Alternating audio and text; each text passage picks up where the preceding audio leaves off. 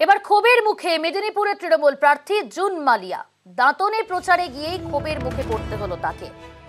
তার গাড়ি আটকে আবাসের বাড়ি না পাওয়া নিয়ে ক্ষোভ দেখান সেখানকার স্থানীয়রা। মেদিনীপুর কেন্দ্র থেকে জিতলে ডিসেম্বরের মধ্যে টাকা পাইয়ে দেবার আশ্বাস দেন জুন মালিয়া।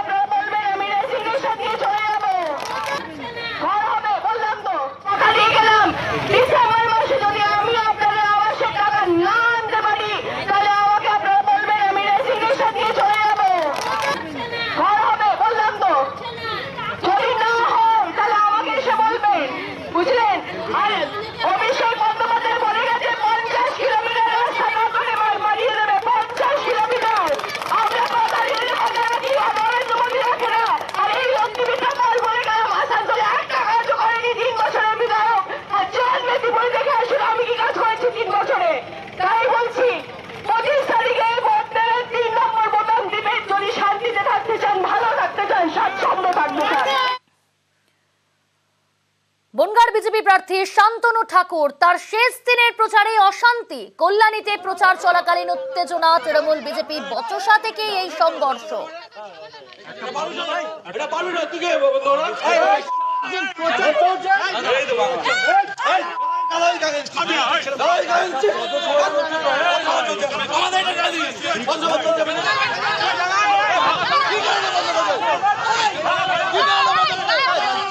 একেবারে উত্তেজনা পরিস্থিতি। শান্তনু ঠাকুরের শেষ দিনের প্রচারে অশান্তি। কল্যাণীতে প্রচার করছিলেন, সেই প্রচার চলাকালীন এই উত্তেজনা। তৃণমূল বিজেপি বচসা, সেখান থেকে সংঘর্ষ। পরবর্তী সময় পরিস্থিতি নিয়ন্ত্রণে আনতে বনগাঁ থানার পুলিশ পৌঁছায়।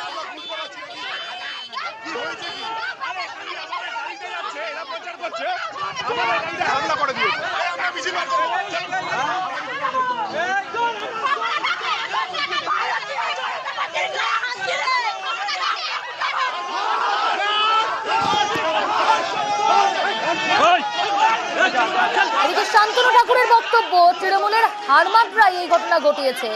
পাল্টা তৃণমূল কংগ্রেসের কর্মীরা তারা বলছেন মাইক বন্ধ করাকে কেন্দ্র করে এই গন্ডগোলের সূত্রপাত। তৃণমূলের যে হারমাত্রা, ওরা ভয় পেয়েছে। ওরা জানে কোনোভাবে ওদের পায়ের তলার মাটি থাকছে না, বিশেষ করে বায়সপুর এই এলাকাতে। যে কারণে ওরা আজকে মিছিলের উপরে হামলা করছে। এই হামলার জবাব দেবে আগামী 20 তারিখে সাধারণ মানুষ।